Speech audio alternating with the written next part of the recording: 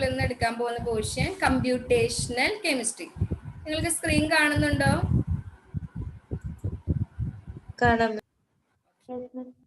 അപ്പോൾ നമ്മള് computational chemistry എടുക്കുമ്പോൾ നമ്മൾ പറഞ്ഞു ക്വാണ്ടം മെക്കാനിക്സിന്റെ ബേസിക് തിയറി യൂസ് ചെയ്തിട്ടാണ് കമ്പ്യൂട്ടേഷണൽ കെമിസ്ട്രിയിലെ പ്രോഗ്രാംസ് എല്ലാം നമ്മൾ റൺ ചെയ്യുന്നത്. അപ്പൊ നമ്മളൊരു ക്വാണ്ടം മെക്കാനിക്സ് ഉണ്ടായതിന് മുമ്പ് ഉണ്ടായിരുന്നത് എന്തായിരുന്നു? ക്ലാസിക്കൽ മെക്കാനിക്സ് ആയിരുന്നു. നമ്മൾ ആദ്യത്തെ ക്ലാസ്സുകളിൽ പറഞ്ഞിട്ടുണ്ടായിരുന്നു. ക്ലാസിക്കൽ മെക്കാനിക്സിൽ നമ്മൾ ഡീൽ ചെയ്യുന്നത് എന്താണ്? ന്യൂട്ടന്റെ 3 ലോസ് ഓഫ് മോഷൻസ് ആണ്. ഇനി ഒരു ബേസിക്കലി ആയിട്ട് പറയുകയാണെങ്കിൽ ഒരു ക്ലാസിക്കൽ മെക്കാനിക്സും ക്വാണ്ടം മെക്കാനിക്സും തമ്മിലുള്ള ഡിഫറൻസ് എന്താണെന്ന് വെച്ചാൽ ഈ ഒരു പിക്ചർ പോലെയാണ്. ഇപ്പൊ ഇവിടെ ഒരു പിക്ചറിൽ നിങ്ങൾക്ക് ഒരു ബാസ്ക്കറ്റ് ഫുൾ ഓഫ് ചെറി കാണാം അല്ലെ? അങ്ങനെയാണെങ്കിൽ ഇവിടെ നോക്കിയേ, ഒരു ചെറി പീസ് മാത്രമാണ് ഉള്ളത്. ഇത് ക്വാണ്ടം മെക്കാനിക്സ് ആണ്. ഇത് റെപ്രസെന്റ് ചെയ്യുന്നത് ക്വാണ്ടം മെക്കാനിക്സ് ആണ്. അത് എന്തുകൊണ്ടാന്ന് വെച്ച് കഴിഞ്ഞാല് ക്വാണ്ടം മെക്കാനിക്സില് ഇപ്പൊ ഇതിൽ കുറെ ചെറികളുണ്ട്. അപ്പൊ നമുക്ക് ഒരു ചെറി കഴിച്ച് മറ്റ് ചെറികളുടെ ഭംഗി ആസ്വദിക്കാനായിട്ട് പറ്റും. പക്ഷെ ഇവിടെ പറ്റുമോ? ഇവിടെ ആകെ കൂടി ഒരു ചെറിയേ ഉള്ളൂ. ഒന്നുകിൽ നമുക്ക് എന്ത് ചെയ്യാൻ പറ്റും? അത് കഴിക്കാനായിട്ട് പറ്റും, അല്ലെങ്കിൽ നമുക്ക് എന്ത് ചെയ്യാം? അതിന്റെ ഭംഗി ആസ്വദിക്കാനായിട്ട് പറ്റും. അത് തന്നെയാണ് ക്ലാസിക്കൽ മെക്കാനിക്സും ക്വാണ്ടം മെക്കാനിക്സും തമ്മിലുള്ള ഡിഫറൻസ് എന്ന് പറയുന്നത്. ക്വാണ്ടം മെക്കാനിക്സ് ആകുമ്പോൾ മൈക്രോസ്കോപ്പിക് ഒബ്ജക്റ്റിന്റെ കേസ് എടുക്കുമ്പോൾ ഒരേ സമയം തന്നെ നമുക്ക് ഡിഫറെന്റ് പ്രോപ്പർട്ടീസ് മെഷർ ചെയ്യാനായിട്ട് പറ്റും. അതാണ് അൺസർട്ടനിറ്റി പ്രിൻസിപ്പിൾ പറയുന്നത്. പൊസിഷനും മൊമെന്റും നമുക്ക് എന്ത് ചെയ്യാം? സൈമിൾട്ടേനിയസ്ലി മെഷർ ചെയ്യാനായിട്ട് പറ്റും. അതേപോലെ ഡ്യുവൽ ക്യാരക്ടർ ഓഫ് മാറ്റർ, അത് നമ്മൾ ഫസ്റ്റ് ക്ലാസ്സിൽ ആ ഒരു വീഡിയോ കോഡ് അത് ഞാൻ നിങ്ങളെ കാണിച്ചിട്ടുണ്ടായിരുന്നു. പക്ഷെ ക്ലാസിക്കൽ മെക്കാനിക്സ് ആകുമ്പോൾ നമുക്ക് ഒരേ സമയം എന്ത് ചെയ്യാനേ പറ്റുള്ളൂ? ഒരു പ്രോപ്പർട്ടി മാത്രമേ അവിടെ മെഷർ ചെയ്യാനായിട്ട് പറ്റുള്ളൂ. അതാണ് യഥാർത്ഥത്തിൽ ക്ലാസിക്കൽ മെക്കാനിക്സും ക്വാണ്ടം മെക്കാനിക്സും തമ്മിലുള്ള ഡിഫറൻസ്. ഈ ഒരു പിക്ചർ പോലെ ഇവിടെ നമുക്ക് എടുക്കുമ്പോൾ ഒരു ചെറി കഴിക്കാം, ബാക്കി എല്ലാ ചെറിയുടെയും നമുക്ക് ആസ്വദിക്കാനായിട്ട് പറ്റും. അതിന്റെ കളർ കാണാം, ഭംഗി നോക്കാം, ഒക്കെ ചെയ്യാം. പക്ഷെ ഇവിടെ നോക്കുമ്പോൾ എന്താ? ആ കൂടി ഒരു ചെറിയേ ഉള്ളൂ. ഒന്നുകിൽ നമുക്ക് എന്ത് ചെയ്യാം? അത് കഴിക്കാം, അല്ലെങ്കിൽ എന്ത് ചെയ്യാം? അതിന്റെ ഭംഗിയും ആസ്വദിക്കാം.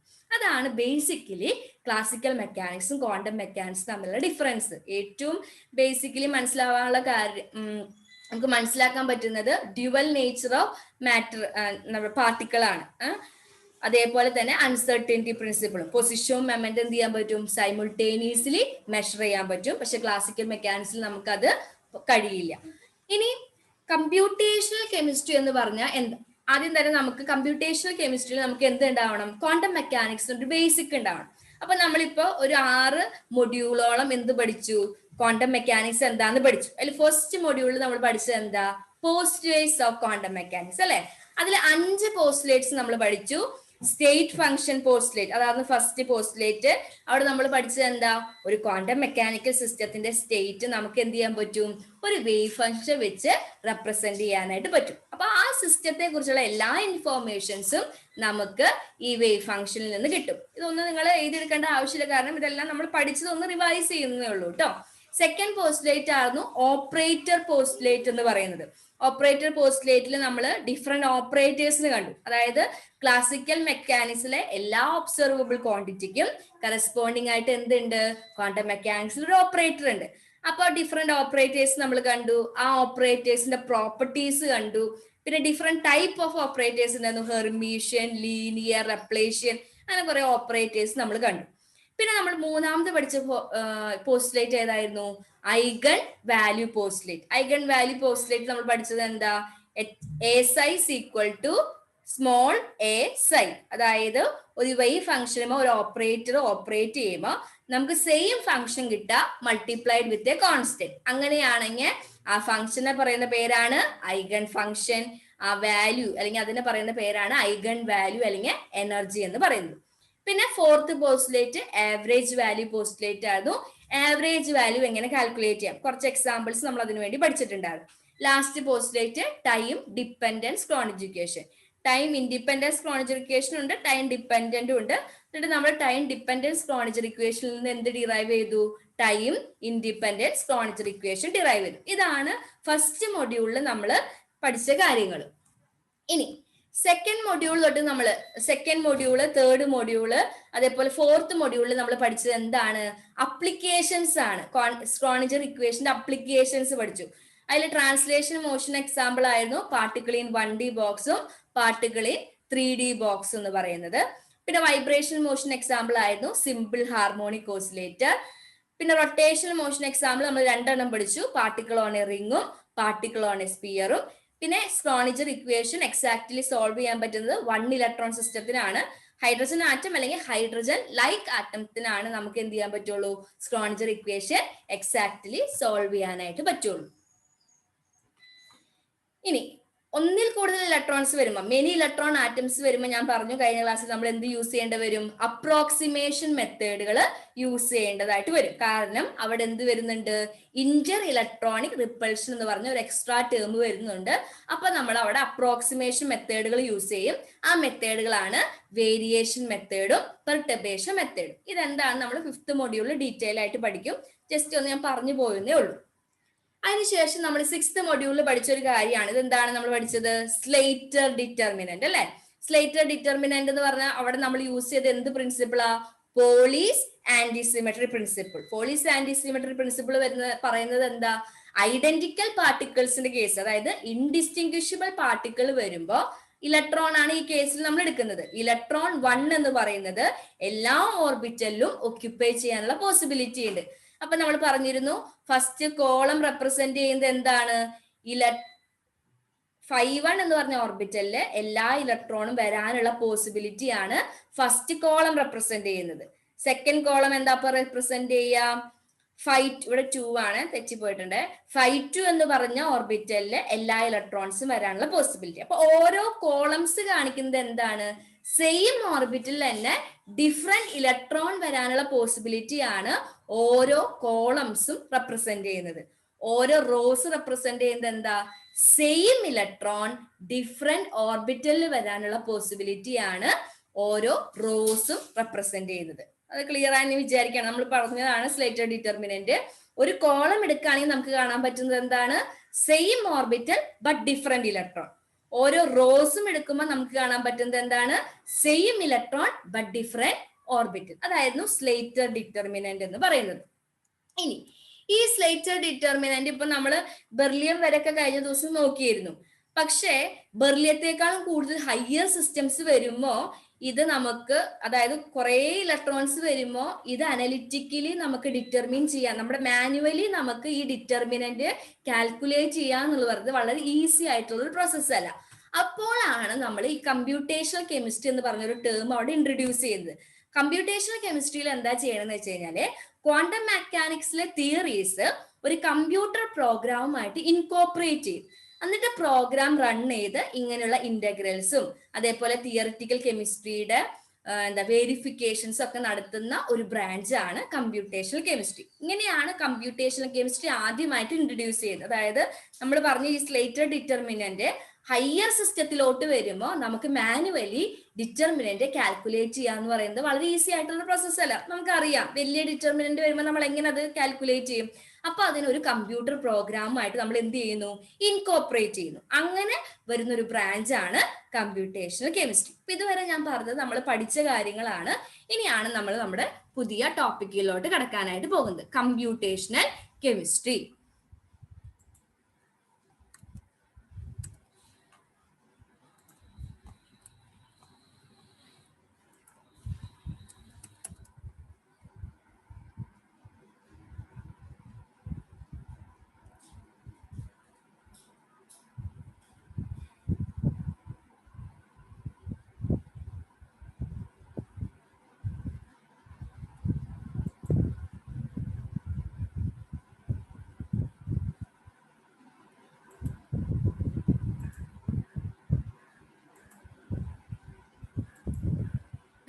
എന്താണ് കമ്പ്യൂട്ടേഷണൽ കെമിസ്ട്രി എന്ന് പറഞ്ഞാൽ? കമ്പ്യൂട്ടേഷണൽ കെമിസ്ട്രി എന്ന് പറഞ്ഞാൽ തിയറിറ്റിക്കൽ കെമിസ്ട്രി, അതായത് നമ്മളിപ്പോൾ പഠിച്ച ക്വാണ്ടം മെക്കാനിക്സിലെ ആ തിയറിറ്റിക്കൽ കെമിസ്ട്രി എന്ത് ചെയ്യുന്നു, ഒരു എഫിഷ്യന്റ് കമ്പ്യൂട്ടർ പ്രോഗ്രാമിനോട് ഇൻകോപ്പറേറ്റ് ചെയ്യുന്നു. അതിന്റെ റിസൾട്ട് യൂസ് ചെയ്ത് നമ്മൾ ഒരു മോളിക്യൂളിന്റെ സ്ട്രക്ചർ അല്ലെങ്കിൽ പ്രോപ്പർട്ടീസ് ഡിറ്റർമിൻ ചെയ്യുന്നതിനെയാണ് നമ്മൾ എന്ത് പറയുന്നത്, കമ്പ്യൂട്ടേഷണൽ കെമിസ്ട്രി എന്ന് പറയുന്നത്. അപ്പോൾ എന്താ ചെയ്യുന്നത്, തിയററ്റിക്കൽ കെമിസ്ട്രിയുടെ റിസൾട്ട് ഒരു എഫിഷ്യന്റ് കമ്പ്യൂട്ടർ പ്രോഗ്രാമുമായി ഇൻകോപ്പറേറ്റ് ചെയ്ത് നമ്മൾ ഒരു മോളിക്യൂളിനെ കുറിച്ച് സ്റ്റഡീസ് ചെയ്യുന്നു.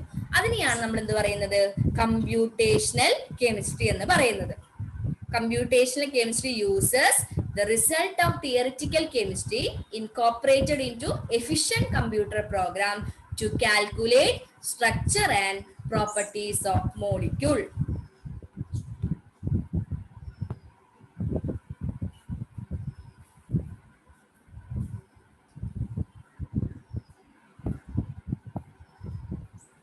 ഇനി എന്തൊക്കെ പ്രോപ്പർട്ടീസ് നമുക്ക് കാൽക്കുലേറ്റ് ചെയ്യാനായിട്ട് പറ്റും?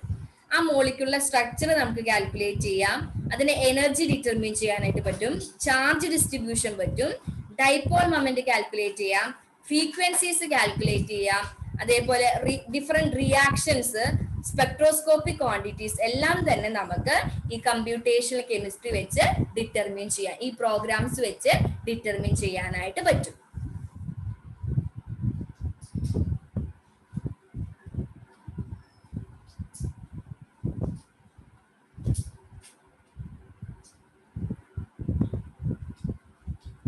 ഇതാണ് കമ്പ്യൂട്ടേഷണൽ കെമിസ്ട്രി എന്ന് പറഞ്ഞത്. അത് എന്ത് ചെയ്യുന്നു? തിയററ്റിക്കൽ കെമിസ്ട്രിയിലെ റിസൾട്ട് ഒരു കമ്പ്യൂട്ടർ പ്രോഗ്രാമുമായി ഇൻകോപ്പറേറ്റ് ചെയ്ത് ഒരു സ്ട്രക്ചറിനെ ഒരു മോളിക്യൂളിനെ കുറിച്ചുള്ള ഡീറ്റെയിൽസ് സ്റ്റഡീസ് ചെയ്യണേനെയാണ് നമ്മളത് പറയുന്നത് കമ്പ്യൂട്ടേഷണൽ കെമിസ്ട്രി എന്ന് പറയുന്നത്. ഇങ്ങനെയുള്ള പ്രോപ്പർട്ടീസ് എല്ലാം തന്നെ നമുക്ക് കമ്പ്യൂട്ടേഷണൽ കെമിസ്ട്രി വെച്ച് ഡിറ്റർമിൻ ചെയ്യാനായിട്ട് പറ്റും.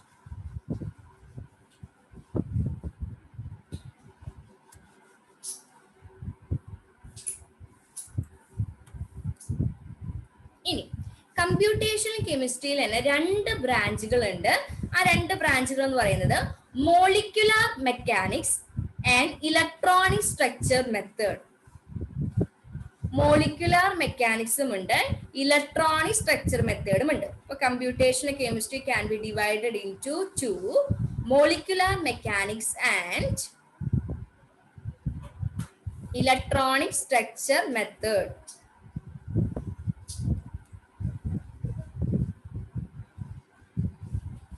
ഇനി നമുക്ക് ഫസ്റ്റ് വൺ മോളിക്യുലർ മെക്കാനിക്സ് എന്താന്ന് നോക്കാം. Molecular mechanics uses the laws of classical mechanics to run program. Molecular mechanics, in molecular mechanics, we uses the laws of classical mechanics to run the program.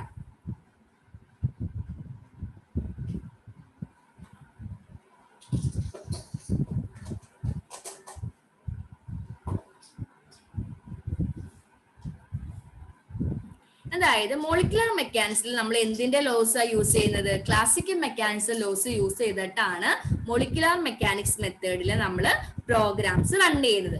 Molecular മെക്കാനിക്സിൽ നമ്മൾ ഏറ്റവും കൂടുതൽ calculate ചെയ്യുന്ന ഒരു quantity എന്ന് പറയുന്നത് ഫോഴ്സ് ഫീൽഡ് എന്ന് പറഞ്ഞൊരു ക്വാണ്ടിറ്റി. ഇതിനെ ബേസ് ചെയ്തിട്ടാണ് ഇവിടെ കാൽക്കുലേഷൻസ് എല്ലാം തന്നെ നടക്കുന്നത്. In these we are calculating the force field. In these we calculating the force field which is a characteristics of 1, which is a characteristic 1.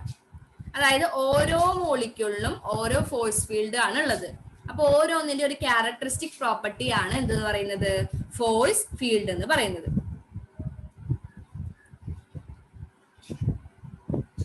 ഇനി ഫോഴ്സ് ഫീൽഡ് കാൽക്കുലേറ്റ് ചെയ്യുമ്പോൾ നമ്മൾ ആറ്റത്തിനെ ഒരു സ്പിയർ ആയിട്ട് ട്രീറ്റ് ചെയ്യും. Atoms treated as spheres.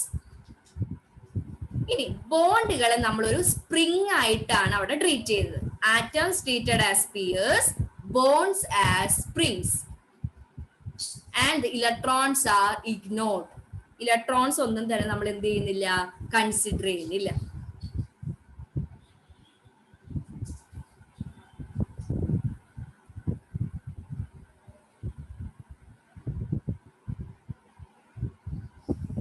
ഇനി ഇവിടെ നമ്മൾ എടുക്കുന്ന ടോട്ടൽ പൊട്ടൻഷ്യൽ എനർജി എന്ന് പറയുന്നത് which is sum of all attractive and repulsive forces.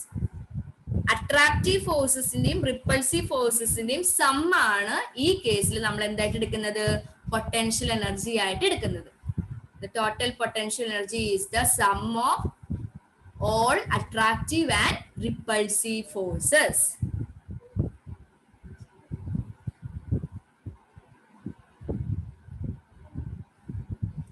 അപ്പോൾ നമ്മൾ പറഞ്ഞു മോളിക്യുലർ മെക്കാനിക്സ് എന്ന് പറയുന്നത് it uses the laws of classical mechanics to run the program. ഇവിടെ നമ്മൾ കാൽക്കുലേറ്റ് ചെയ്യുന്നത് എന്താണ്? ഫോഴ്സ് ഫീൽഡ് ആണ്. ഓരോ മോളിക്യൂളിൽ ഒരു ക്യാരക്ടറിസ്റ്റിക് പ്രോപ്പർട്ടി ആണ് ഫോഴ്സ് ഫീൽഡ് എന്ന് പറയുന്നത്. ഫോഴ്സ് ഫീൽഡ് കാൽക്കുലേറ്റ് ചെയ്യാൻ നമ്മൾ എങ്ങനെയാ മോളിക്യൂളിനെ ട്രീറ്റ് ചെയ്യുക? Atoms treated as sphere, bonds as spring, and electrons are ignored. Here we take the total potential energy is the sum of all attractive and repulsive forces.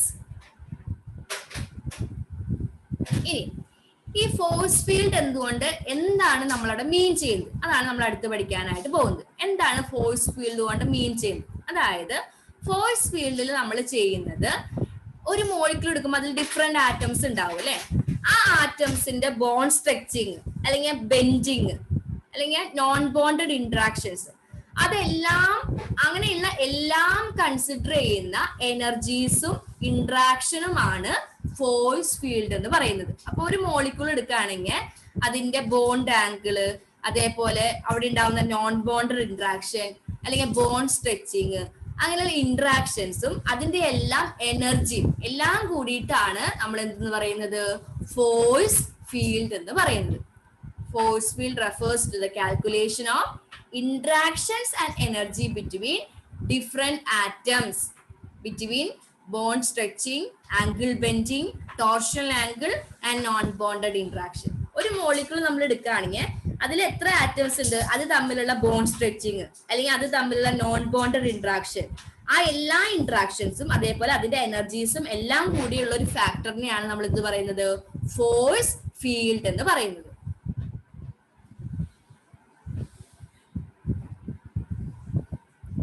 Force field refers the calculation of interaction and energies between different atoms.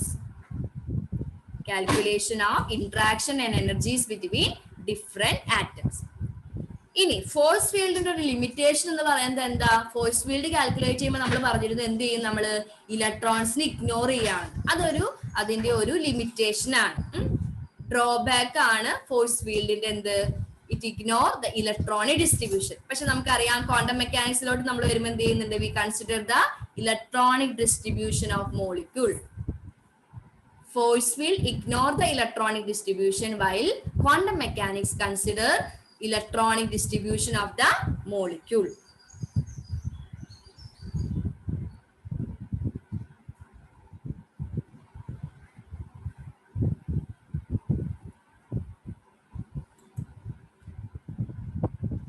Next one, components of force field.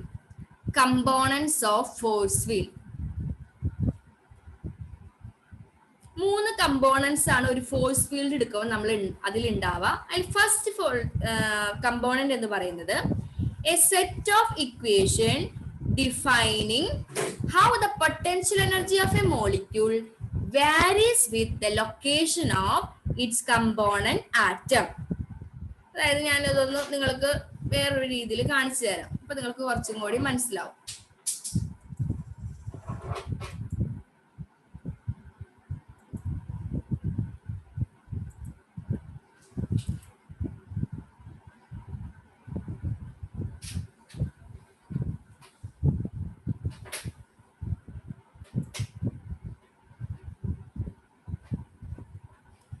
നമ്മളൊരു CH4 molecule consider ചെയ്യാന്ന് വിചാരിക്കാം.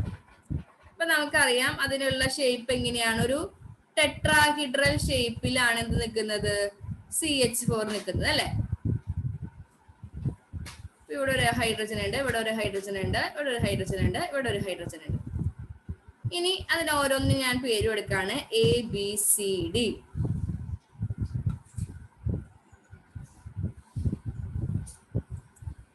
4 hydrogen atoms ആണ് ഇവിടെ കൊടുത്തിരിക്കുന്നത്. ഇനി ഈ first component എന്ന് പറയുന്നത് ഇവിടെ നമ്മൾ എടുക്കുമ്പോൾ ഓരോ ഹൈഡ്രജനും ഓരോ പൊസിഷനിലാണ് നിൽക്കുന്നത് അല്ലെ? അപ്പൊ ഓരോ പൊസിഷനിൽ നിൽക്കുമ്പോൾ അതിന് ഓരോ പൊട്ടൻഷ്യൽ എനർജി ഉണ്ടാവും. അപ്പൊ അതിന്റെ ലൊക്കേഷൻ അനുസരിച്ച് അതിന്റെ എന്ത് ചേഞ്ച് ചെയ്യും? പൊട്ടൻഷ്യൽ എനർജി ചേഞ്ച് ചെയ്യും. അപ്പൊ അതിനെ റെപ്രസെന്റ് ചെയ്യുന്ന എന്തുണ്ടാവും? ഇക്വേഷൻസ് ഫോഴ്സ് ഫീൽഡിന്റെ കമ്പോണന്റിൽ ഉണ്ടാവും. അതാണ് ഫസ്റ്റ് കമ്പോണന്റ് എന്ന് പറയുന്നത്. ഓരോ ആറ്റത്തിന്റെയും ലൊക്കേഷൻ ചേഞ്ച് ചെയ്യുന്നതിനനുസരിച്ച് അതിന്റെ പൊട്ടൻഷ്യൽ എനർജി വാരി ചെയ്യും. അതിനെ റെപ്രസെന്റ് ചെയ്യുന്ന എ സെറ്റ് ഓഫ് ഇക്വേഷൻസ് എന്തിലുണ്ടാവും? നമ്മുടെ ഫോഴ്സ് ഫീൽഡിൽ ഉണ്ടാവും. അതാണ് ഫസ്റ്റ് കമ്പോണന്റ് എന്ന് പറയുന്നത്. a set of equation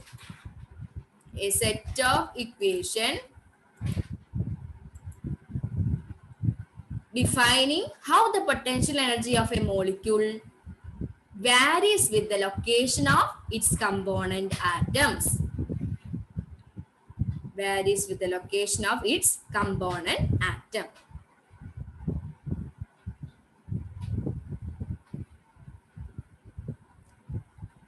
Second component എന്ന് പറയുന്നത് a series of atom types defining the characteristics of an element within a specific chemical context. A series of atom types defining the characteristics of an element in a specific chemical context. അതായത് നമ്മളിപ്പോ carbon molecule തന്നെ carbon atom തന്നെ consider ചെയ്യാന്ന് വിചാരിക്കുക. ഇതിപ്പോ CH4 molecule ആണ്. ഇനി നമുക്കൊരു കാർബണൈൽ ഗ്രൂപ്പ് എടുക്കാന്ന് വിചാരിക്കുക, ഒരു കീറ്റോൺ ഗ്രൂപ്പ് എടുക്കാന്ന് വിചാരിക്കുക. അപ്പൊ കീറ്റോൺ എടുക്കുമ്പോ RC ഡബിൾ ബോണ്ട് R' അല്ലെ? ഇതൊരു കീറ്റോൺ ആണ്, ഇതൊരു ആൽക്കെയിൻ മോളിക്യൂൾ ആണ്. ഈ രണ്ട് ഇതിലും കോമൺ ആയിട്ട് വന്നിരിക്കുന്ന ആൾ ആരാ? കാർബൺ ആണ്. പക്ഷെ ഇവിടെയുള്ള കാർബണിന്റെ കെമിക്കൽ എൻവയോൺമെന്റ് എന്ന് പറയുന്നത് കാർബണൈൽ ഗ്രൂപ്പിൽ നിന്ന് ഡിഫറെന്റ് ആണ് അല്ലെ? ഇവിടെ കാർബൺ എന്താ ചെയ്തിരിക്കുന്നത്? 4 ഹൈഡ്രജൻ ആറ്റത്തിനോട് അറ്റാച്ച് ചെയ്തിരിക്കുന്നു. അതേസമയം കീറ്റോൺ എടുക്കുമ്പോൾ അതിലെങ്ങനെയാ? Carbon double bond 2 oxygen and 2 alkyl ഗ്രൂപ്പിനോട് അറ്റാച്ച് ചെയ്തിരിക്കുന്നു. അപ്പൊ ഈ രണ്ട് കേസ് എടുക്കുമ്പോഴും രണ്ടിലും കാർബൺ ആറ്റം കോമൺ ആണ്. പക്ഷേ രണ്ട് മോളിക്യൂളിലും അതിന്റെ കെമിക്കൽ എൻവയോൺമെന്റ് എന്ന് പറയുന്നത് എന്താണ്? ഡിഫറെന്റ് ആണ്. അപ്പൊ അതിനെ റെപ്രസെന്റ് ചെയ്യുന്ന ഒരു സെറ്റ് ഓഫ് ഇക്വേഷൻ എന്തിലുണ്ടാവും? ഫോഴ്സ് ഫീൽഡിൽ ഉണ്ടാവും. അതാണ് നമ്മൾ പറഞ്ഞത് A series of atom type defining the characteristic of A element in A specific chemical context. ഓരോ കെമിക്കൽ കോണ്ടെക്സ്റ്റിലും ഓരോ സെയിം എലമെന്റിന്റെ ക്യാരക്ടേഴ്സ് എങ്ങനെയാണെന്ന് റെപ്രസെന്റ് ചെയ്യുന്ന ഒരു സെറ്റ് ഓഫ് ഇക്വേഷൻസ് എന്തിലുണ്ടാവും? ഫോഴ്സ് ഫീൽഡിൽ ഉണ്ടാവും.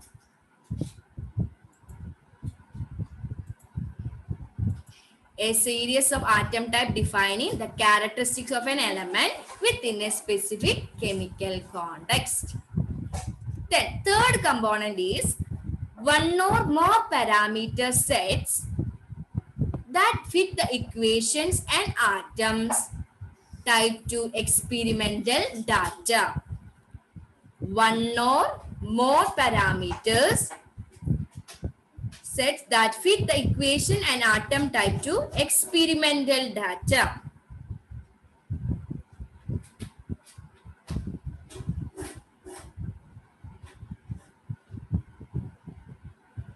അതായത് നമുക്കറിയാം ഫ്രീക്വൻസി കാൽക്കുലേറ്റ് ചെയ്യാൻ ഒരു ഇക്വേഷൻ നമ്മൾ പഠിച്ചിട്ടുണ്ട്. Mu's equal to 1/2 pi C root K by mu അല്ലെ? അതിൽ കെ എന്ന് പറയുന്നത് എന്താണ്? ഫോഴ്സ് കോൺസ്റ്റന്റ് ആണെന്ന് നിങ്ങൾക്ക് അറിയാം. നമ്മൾ ചെറിയ ക്ലാസ്സിൽ പഠിച്ചിട്ടുള്ളതാണ്. Mu's equal to 1/2 pi C root K by mu, where k is the force constant. Mu എന്ന് പറയുന്നത് എന്താണ്? റെഡ്യൂസ്ഡ് മാസ് ആണ്. Mu's equal to m1 m2 divided by m1 plus m2. ഇനി ഇതിൽ നിന്ന് എന്താണ് കെ എന്ന് ഡിറ്റർമിൻ ചെയ്ത്? കെ കണ്ടുപിടിക്കാൻ എന്ത് ചെയ്യേണ്ടി വരും? ഇതിനൊന്ന് സ്ക്വയർ ചെയ്യാം. സ്ക്വയർ ചെയ്യുമ്പോൾ നമുക്ക് എന്ത് കിട്ടും? Mu square equal to 1/4 pi square C square K by mu. ഇനി ഇതിൽ നിന്ന് കെ എങ്ങനെ കിട്ടും? K equal to 4 mu square pi square C square mu.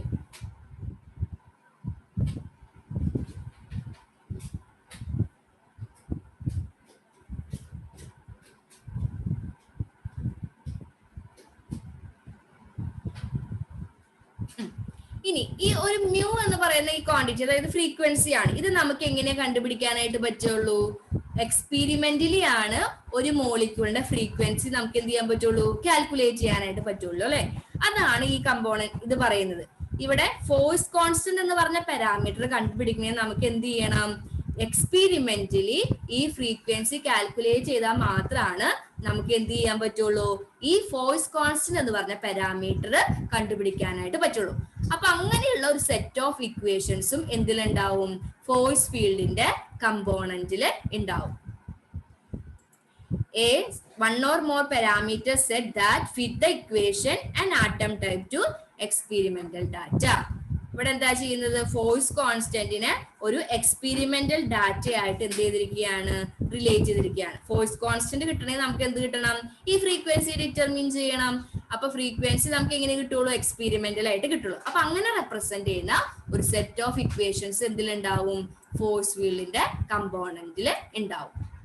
അപ്പൊ ഇതൊക്കെയാണ് കമ്പോണൻസ് ഓഫ് ഫോഴ്സ് ഫീൽഡ് എന്ന് പറയുന്നത്. അപ്പൊ ഇതാണ് മോളിക്യുലർ മെക്കാനിക്സ് എന്ന് പറയുന്ന ടോപ്പിക്കിൽ വരുന്നത്. അപ്പൊ മോളിക്യുലർ മെക്കാനിക്സിൽ നമ്മൾ യൂസ് ചെയ്യുന്നത് എന്താണ്, ക്ലാസിക്കൽ മെക്കാനിക്സിലെ ലോസ് ആണ്.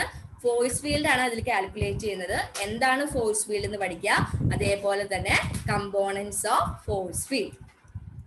മനസ്സിലായോ പറഞ്ഞത്?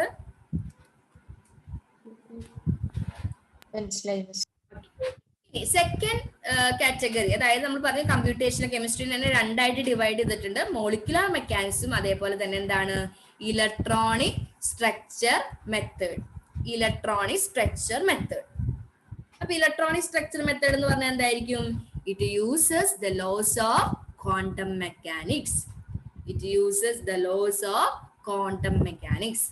Also we consider the electronic distribution. Here we also consider the electronic distribution. ഇനി ഇലക്ട്രോണിക് സ്ട്രക്ചർ മെത്തേഡിൽ തന്നെ വരുന്ന രണ്ട് മെത്തേഡുകളാണ് ab initio method and semi empirical method.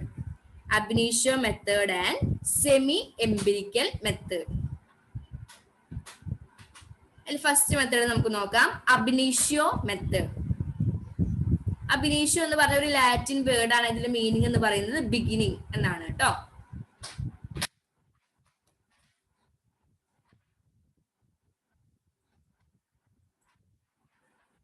ab initio മെത്തേഡിൽ നമ്മൾ ചെയ്യുന്നത് എന്താണെന്ന് വെച്ചാല്, it uses the theoretical equation. അതായത് ശ്രോണിഞ്ചറിന്റെ ഇക്വേഷൻ ഉണ്ടല്ലോ, HSI = ESI.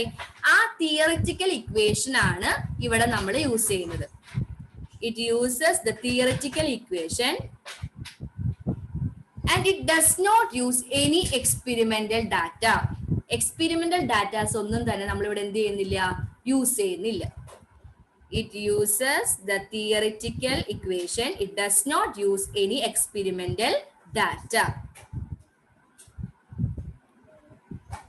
In ab initio method, we consider all the electrons of the molecule. In ab initio method, we consider all the electrons of the molecule. അതിന് example ആണ് നമ്മൾ കഴിഞ്ഞ ദിവസം പഠിച്ച ഹാർട്രി folk എന്ന് പറയുന്നത്. ഹാർട്രി ഫോക്ക് HF എക്സാമ്പിൾ ഹാർട്രി. അപ്പൊ ഇതാണ് ab initio മെത്തേഡ് എന്ന് പറഞ്ഞത്. ab initio എന്ന വേർഡിന്റെ മീനിങ് ബിഗിനിങ് എന്നാണ്. It uses the theoretical principle or theoretical equation. It does not uses any experimental data. It consider all electrons of the molecule. നമുക്കറിയാം, നമ്മൾ ഹാർട്രി flock treatment പഠിച്ചപ്പോൾ എന്താ ചെയ്തത്, എല്ലാ ഇലക്ട്രോൺസും എല്ലാ ഓർബിറ്റിലും വരാനുള്ള പോസിബിലിറ്റി കൺസിഡർ ചെയ്തിട്ടാണ് നമ്മൾ സ്ലേറ്റർ ഡിറ്റർമിനന്റ് കൺസ്ട്രക്ട് ചെയ്തത് അല്ലെ. അപ്പൊ എല്ലാ ഇലക്ട്രോൺസിനും കൺസിഡർ ചെയ്യുന്ന ഒരു മെത്തേഡാണ് ഹാർട്രി ഫോക്ക് മെത്തേഡ്. ab initio മെത്തേഡിന് ഒരു എക്സാമ്പിൾ ആണ് ഹാർട്രി ഫോക്ക് മെത്തേഡ് എന്ന് പറയുന്നത്. Next one, semi empirical method. Electronic structure മെത്തേഡിൽ തന്നെ രണ്ടാമത്തെ ടൈപ്പ് സെമി എംപിരിക്കൽ മെത്തേഡ്. അപ്പൊ നമ്മളൊരു കമ്പാരിസൺ ആണ് പഠിക്കുന്നത്. ab initio മെത്തേഡ് ആയിട്ട് നമ്മൾ എന്ത് ചെയ്യുന്നു, സെമി എംപിരിക്കൽ മെത്തേഡിനെ കമ്പയർ ചെയ്യുന്നു. അപ്പൊ നമ്മൾ ab initio മെത്തേഡിൽ ഫസ്റ്റ് പഠിച്ചത് എന്താ, തിയറിറ്റിക്കൽ പ്രിൻസിപ്പിൾ തന്നെയാണ്. തിയറിറ്റിക്കൽ ഇക്വേഷൻ യൂസ് ചെയ്തിട്ടാണ് നമ്മൾ എന്ത് ചെയ്യുന്നത്, ab initio മെത്തേഡ് റൺ ചെയ്യുന്നത്. അപ്പൊ സെമി എംപിരിക്കൽ മെത്തേഡ് എന്ന് പറഞ്ഞാൽ എന്തായിരിക്കും, here we use approximate form of Schrödinger equation. Exact Schrödinger equation അല്ല, we use approximate form of Schrödinger equation. ആ ഹാമിൽട്ടോണിയനും വേവ് ഫംഗ്ഷൻ ഒക്കെ തന്നെയാണ് നമ്മൾ യൂസ് ചെയ്യുന്നത്, പക്ഷെ ഒരു അപ്രോക്സിമേഷൻ ആണ്. എക്സാക്ട്ലി ഉള്ള Schrödinger equation അല്ല നമ്മൾ യൂസ് ചെയ്യുന്നത്. Here we use approximate form of Schrödinger equation.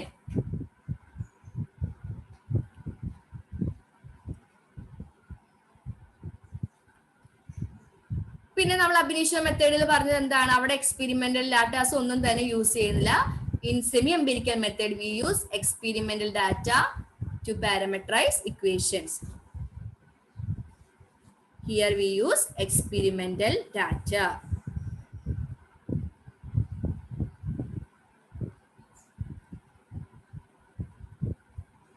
ഇനി അബിനിഷ്യോ മെത്തേഡിൽ നമ്മൾ എല്ലാ ഇലക്ട്രോൺസിനെയും കൺസിഡർ ചെയ്യുന്നുണ്ടെന്നാണ് പറഞ്ഞത്. In semi empirical method we consider only valence electron. In semi empirical method we consider only valence electron.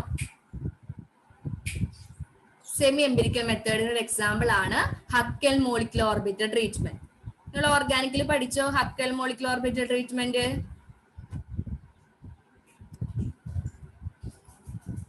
Ethylene അങ്ങനെയുള്ള സിസ്റ്റത്തിന്റെ പഠിച്ചേർന്നോ?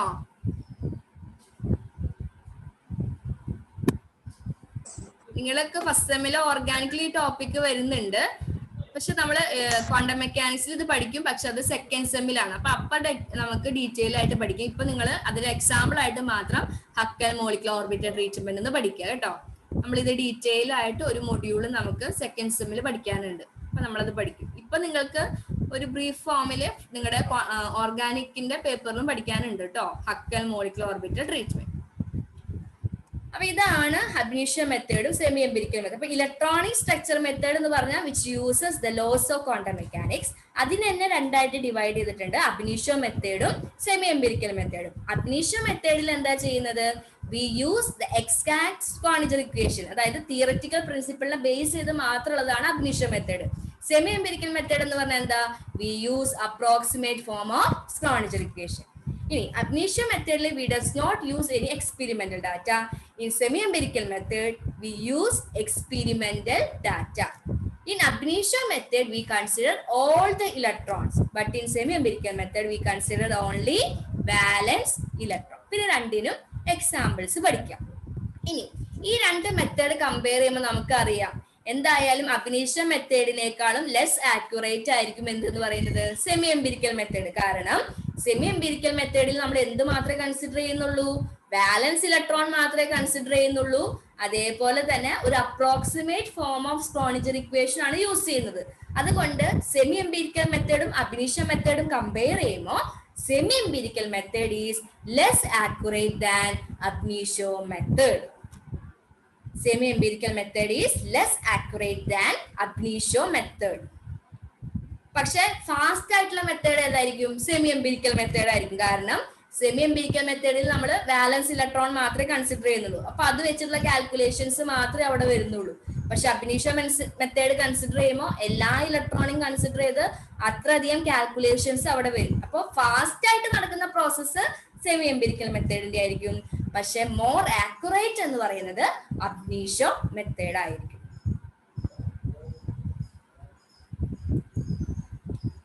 ക്ലിയർ ആയോ പറഞ്ഞത്?